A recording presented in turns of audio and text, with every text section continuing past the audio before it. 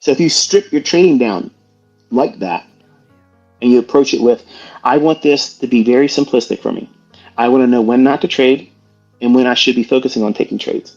What happens if you have things like you arrived at a bias on the weekly chart and you think it's going to go higher?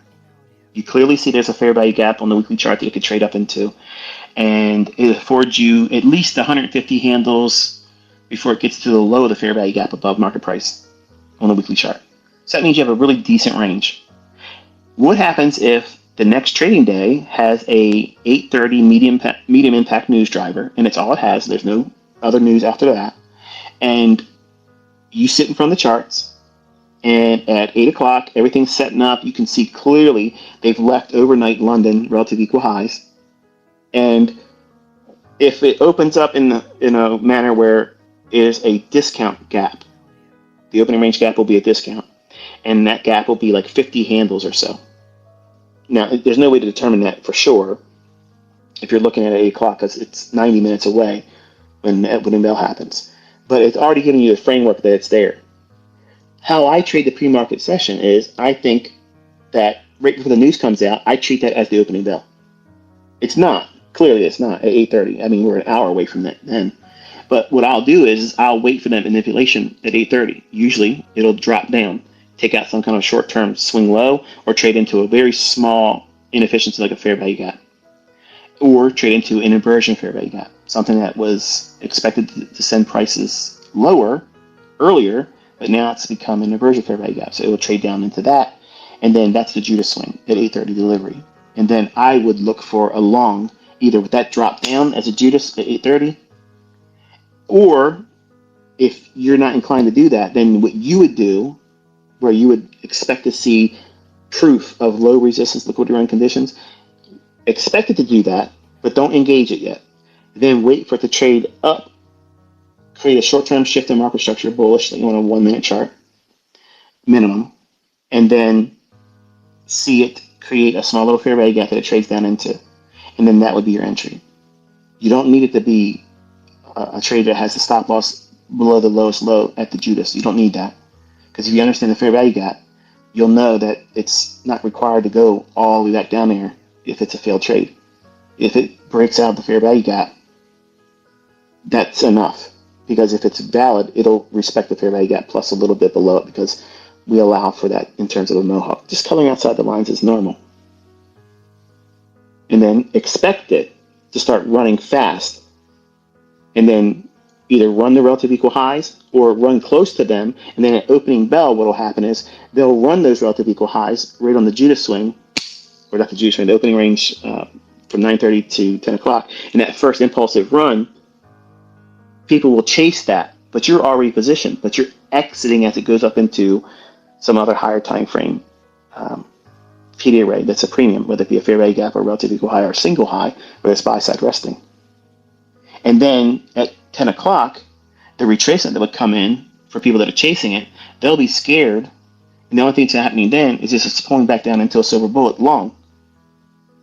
Then you buy that and you ride that into 10:30 to 11 o'clock when you anticipate the lunch macro, where it'll retrace against that run, not all the time, but most of the time, and it'll come back down below a short-term low that usually forms after 10 o'clock. Now, does that sound ambiguous?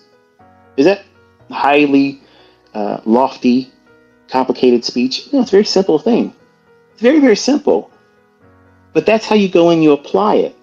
Now, what happens if you get that drop down at 8:30? That drop down, right before it drops down, if it trades back above that, you can treat it as a bullish breaker.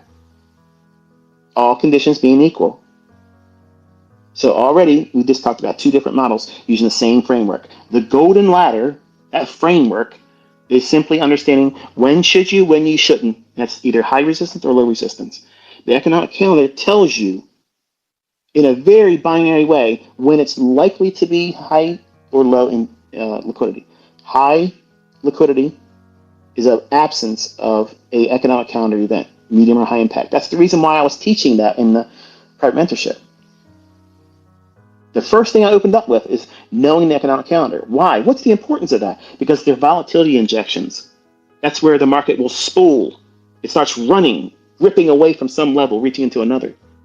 If there is no economic calendar event, can it create a low resistance liquidity run condition? Absolutely it can, but it's more likely that it won't.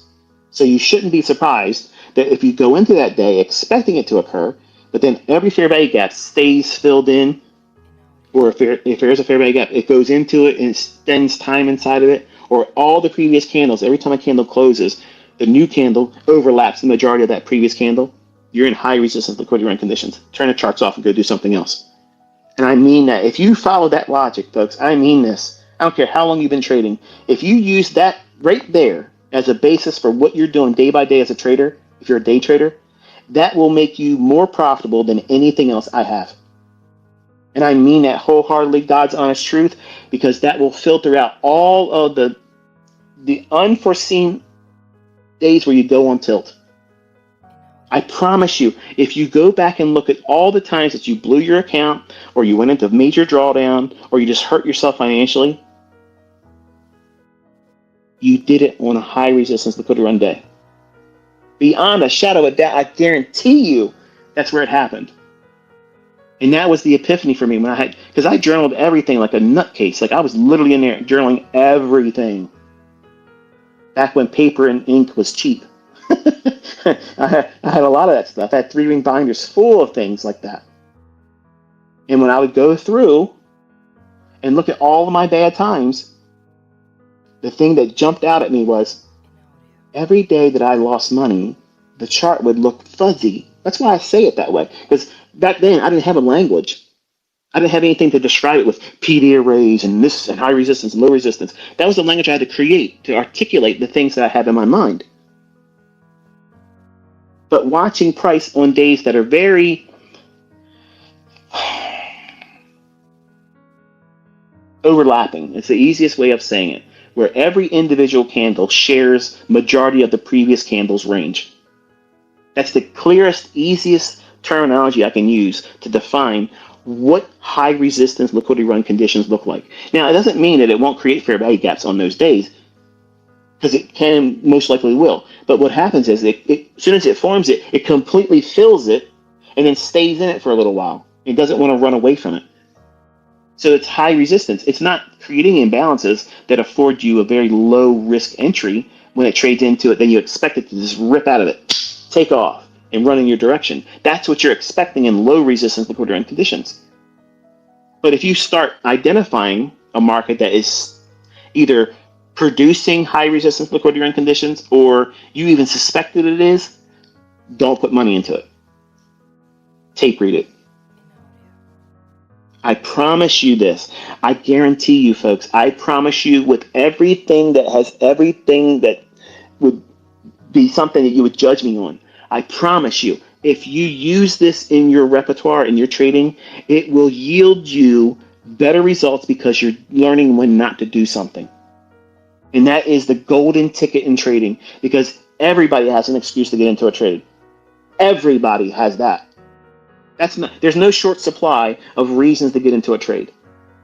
Everybody's school of thought, everybody's way of trading, every methodology, every indicator, every tool, pattern, whatever it is, we all have reasons to get in. But how many clearly define when you shouldn't? Every single one of them, every school of thought, every educator, every mentor I've ever had, and wannabe mentor, has never, not one time, ever clearly defined a time when you should not ever stick your toe in that water. Because if you do, you will be devoured. Or you will go in there, make one simple mistake and lose a little bit of money. You'll lose your mind over that and try to get back that $50 that you lost plus commission. And then now you're down 500. Well, you can't have that. Let's go back in here and get that $500 plus the drawdown and commission costs and fees. Because if you're trading with a real account, you have real things called fees. NFA fees, commissions, in and out. Hello, that's the real world. And that $500 drawdown day becomes a $2,500 drawdown day, or worse. And you look back at the day when it's done, you're like, man, why was I in that day? Look what it's doing. Right.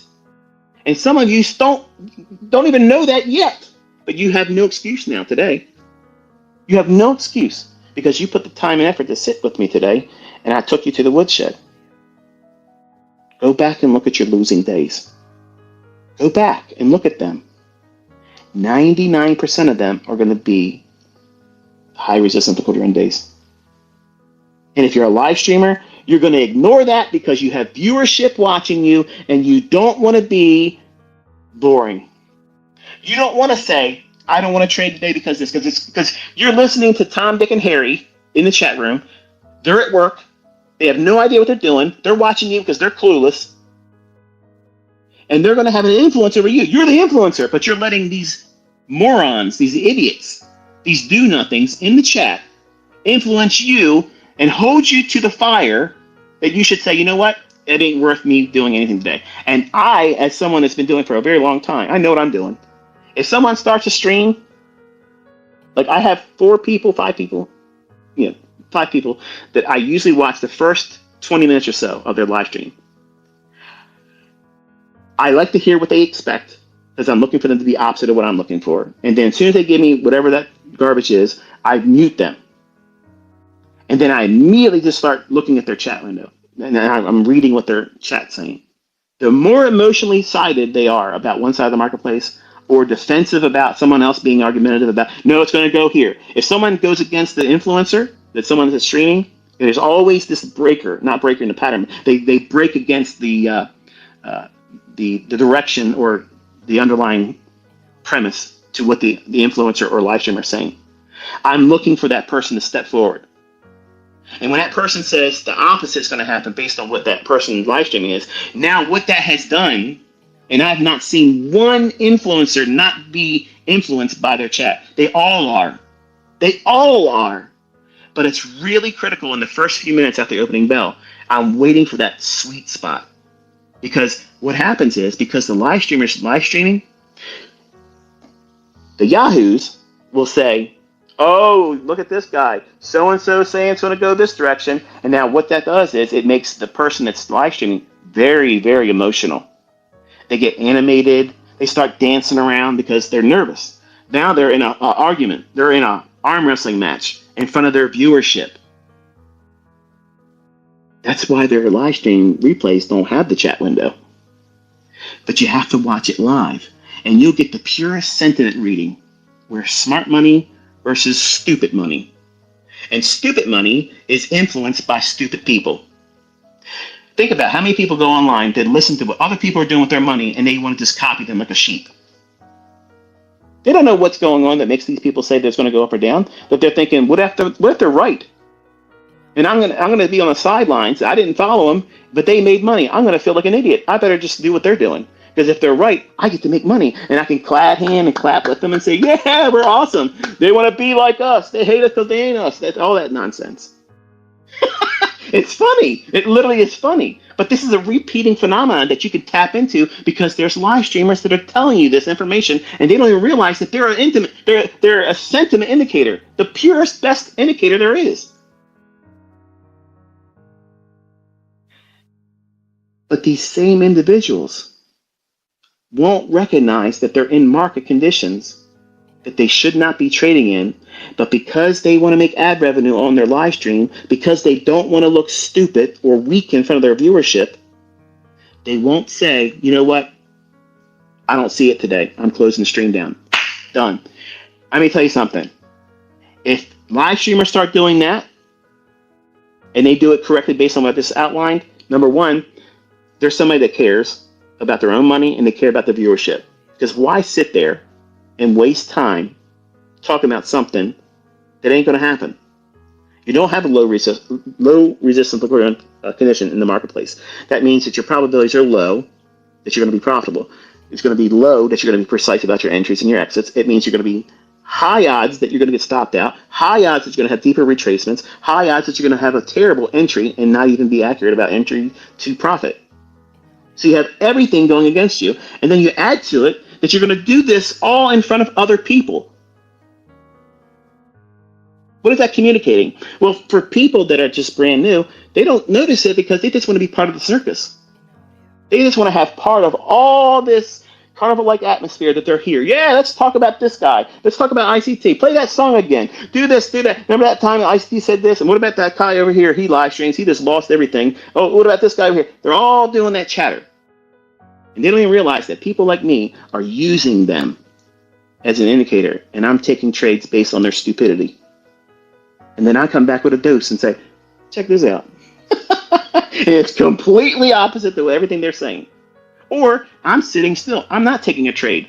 When they're getting chewed up and they're crying. Oh, I wish I would have. It's how it is sometimes, guys. Every day you can be a winner, blah, blah, blah. My superpower is knowing when not to do something. And it's something that you can learn how to do.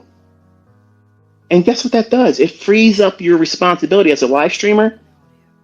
Go do something else. If your viewership is there to learn how to emulate a good, profitable trader, they'll recognize you avoiding bad days. Why would you not want to have that skill set? Show me, argue with me in the comments, argue with me why that's not a viable skill set that anybody wouldn't want to have.